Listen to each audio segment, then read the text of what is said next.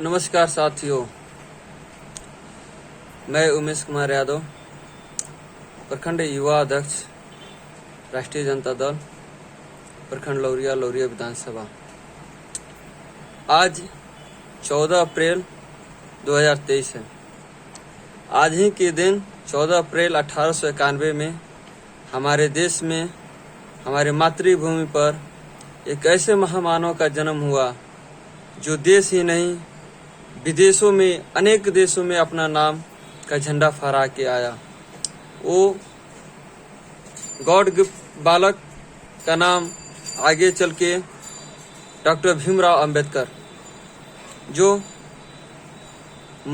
भारत के मध्य प्रदेश में मऊ, इंदौर डिस्ट्रिक्ट के पास मऊ में उनका जन्म हुआ। उनके पिताजी एक ब्रिटिश साम्राज्य में सूबेदार के पद पर थे। अपने माता पिता के 14वें संतान थे। उनकी अल्प आयु में, कम समय में, उनके जन्म के तत्पश्चात 3 वर्ष के बाद उनके पिताजी रिटायर कर गए। पेंशन से कुछ गुजारा भत्ता करते थे। वो अपने महाराष्ट्र में सतारा गांव में शिफ्ट हो गए।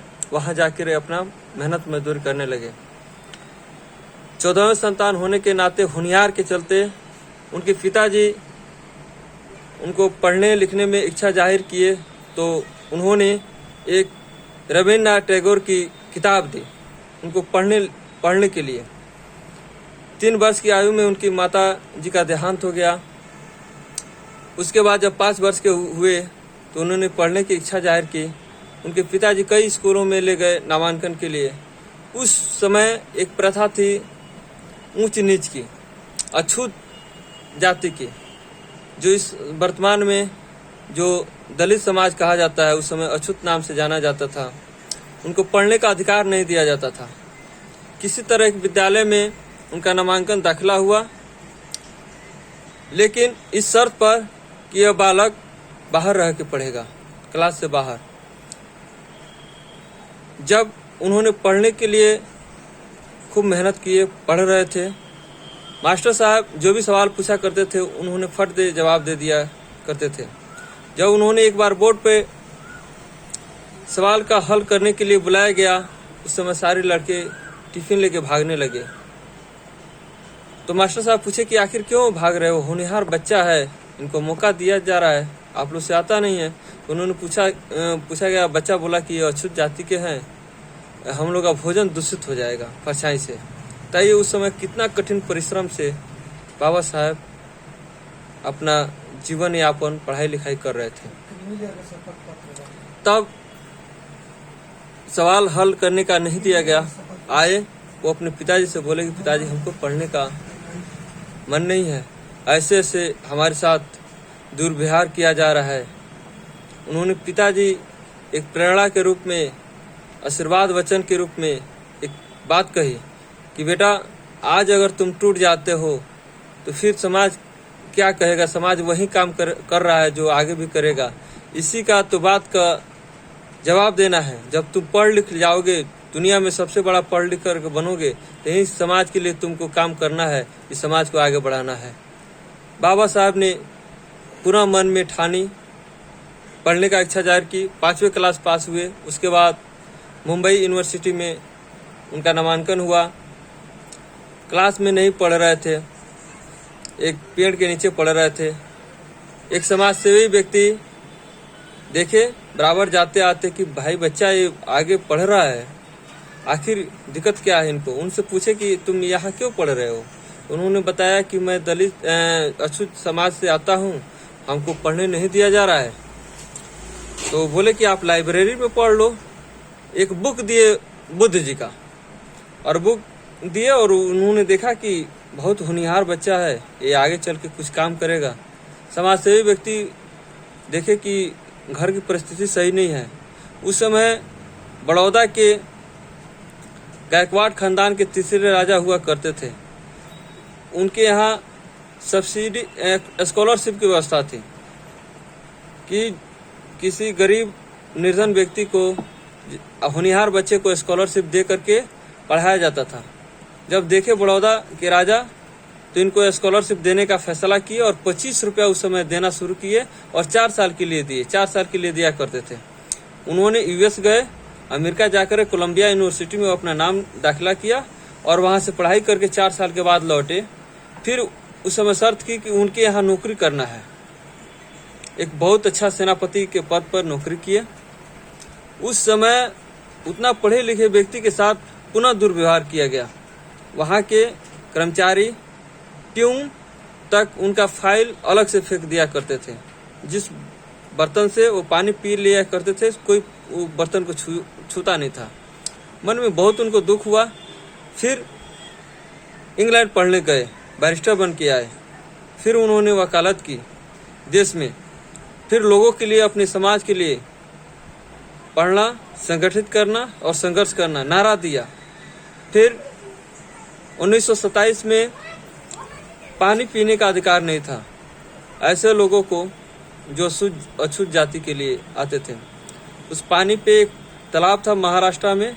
अपने संगठित कम्युनिटी को संगठन किए और गए, तालाब के चारों ओर घेर लिए और घेर करके खुद आगे निकल करके उस तालाब का पानी पिए। तब सभी लोग पानी पिए। भले कल के डेट में कुछ लोगों के, अपर क्लास के लोगों के द्वारा मारा पीटा गया, फिर वो सिलसिला जारी रहा। लोग पानी पीना शुरू कर दिए।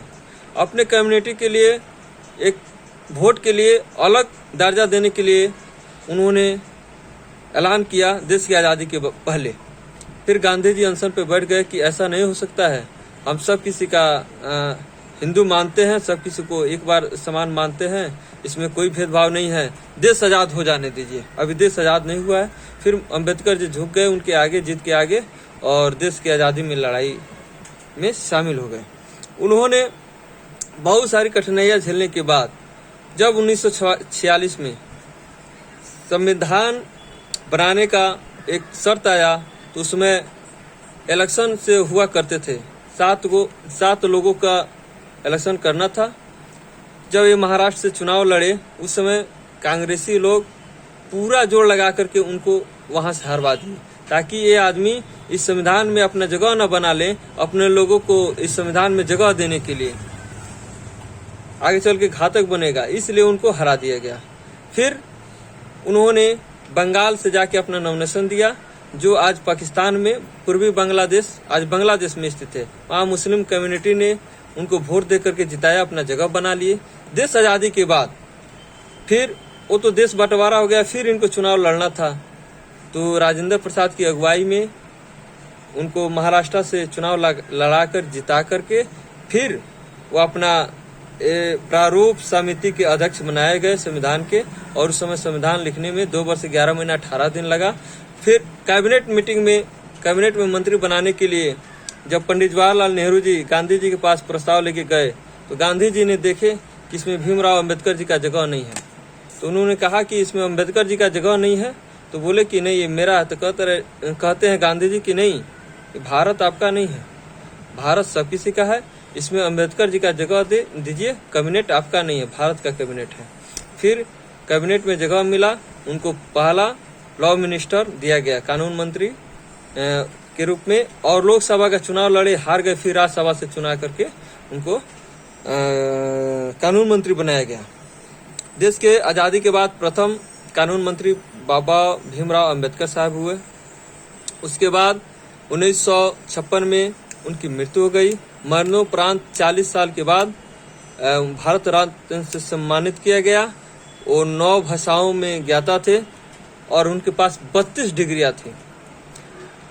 डीएससी, डॉक्टर ऑफ साइंस पढ़ के आए। उस समय वो विदेश से पढ़ के आए और राष्ट्रपति के नारायणन जी भी डीएससी का डिग्री प्राप्त किए थे। दोनों दलित समाज से आते हैं। ऐसे गर्व है उस महानुभाव का, महामानव का, जो आज ही के दिन में जन्म हुआ। मैं उस महामानव का अपने तरफ से, अपने पार्टी की तरफ से सत नमन करता हूँ, कोटि कोटि प्रणाम करता हूँ कि इस मातृभूमि में इस माता, भारत माता वैसे वैसे बालक को पुनः जन्म दे, जो इस दिशा और दशा को सुधारे। जय भीम, जय राजद, जय लालू, जय तेजस्वी।